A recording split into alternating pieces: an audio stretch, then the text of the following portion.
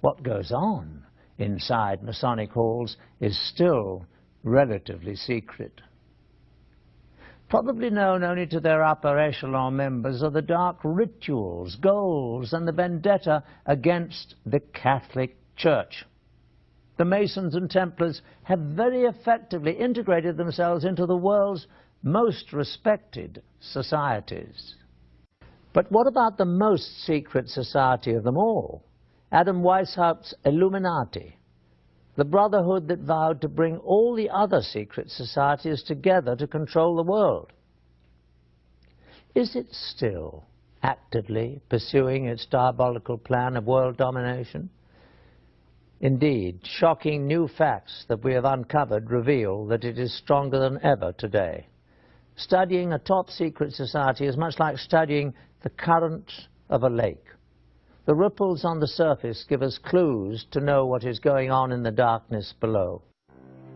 The Illuminati's grand plan required that it infiltrate the governments of all countries around the world. In our extensive investigation, we focused on just one target, the former Soviet Union, to see how it was manipulated by the Illuminati. An effective way to gain control of a government would be to penetrate its intelligence structures. Newly released information from the files of the KGB provides some unprecedented insight. Now that the Cold War is over, some highly classified information is being smuggled out of carefully guarded vaults in what used to be the Soviet Union. With the change to a market economy here, many items never before available to Russians are finding their way to the black market. They say that everything is for sale in the new Russia, including state secrets and the spies who kept them. After the collapse of the Soviet Union came the dissolving of the KGB. The new government formed its own new security and intelligence agencies, employing many of the old KGB personnel, but leaving many without jobs. Even those with employment were often not paid as promised. We found that many former KGB employees were eager to give first-hand accounts of their classified activities within the agency for the right price. However, when the subject of the Illuminati was introduced, no amount of money could induce anyone to talk about it. We took this as a definite sign that we were on the right track and getting dangerously close to uncovering the presence of the secret brotherhood within the KGB. The former KGB employees were willing to direct us to black market sources where we might obtain further information, but at our own peril. Though most leads proved to be ultimately unproductive, we found that with perseverance, money, and a bit of luck, it is possible to acquire classified Soviet documents. Using a hidden camera, we recorded numerous meetings over a period of months in which we attempted to obtain relevant materials. This transaction between one of our Moscow contacts and black market dealers proved to be one of the more successful ventures, though as you'll see, not without a few tense moments. And we need to pay our men, we need to, take care of stuff. Our deal is 5,000, that's all I have. Okay, so, like, we need more money. I'm talking, we need more money, okay? Like, we can get, okay, let's do that. Like, give us 5,000, that's okay, and the rest you can give, like, tomorrow, the next day, like, whatever. 5,000 is the deal, that's it, I can't do that. This is all I have. Okay, so let's take 200. Hey, run up! Finally safe from the black market dealers, within some of these documents we found corroboration for the most valuable piece of information related to us by the ex-KGB agents. Just as we had been told, indeed, the KGB carefully recorded their activities in documents, films, and tapes. And these were kept in storage in a holding facility beneath the KGB headquarters under the highest security. These were probably the most sensitive records possessed by the agency, for they would illuminate in graphic detail the most intimate activities of the KGB and possibly the connection to the Illuminati. The documents we purchased from the black market dealers represented a major breakthrough. They not only confirmed that more revealing KGB materials existed, they also told us where they were kept.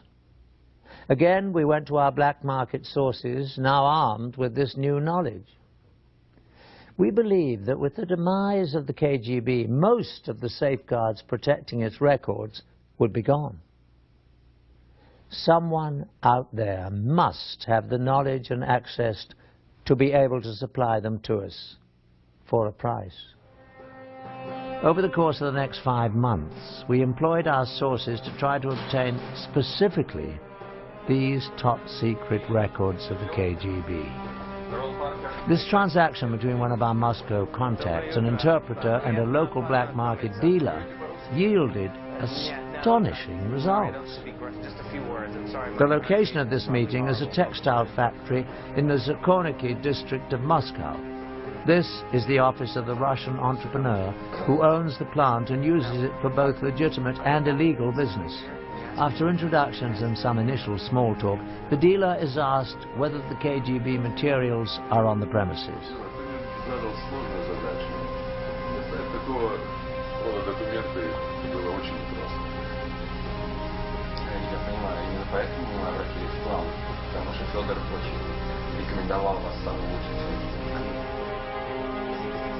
From a safe, documents are produced that relate to the films and tapes the dealer has promised to deliver. After an inspection of the documents and a cursory verification of their authenticity, the transaction is completed.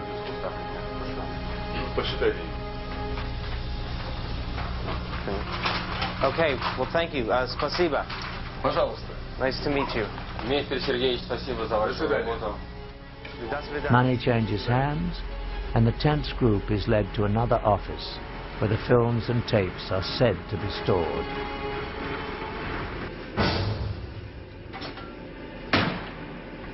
And finally, the graphic film, tapes, and documents we've heard about surfaced.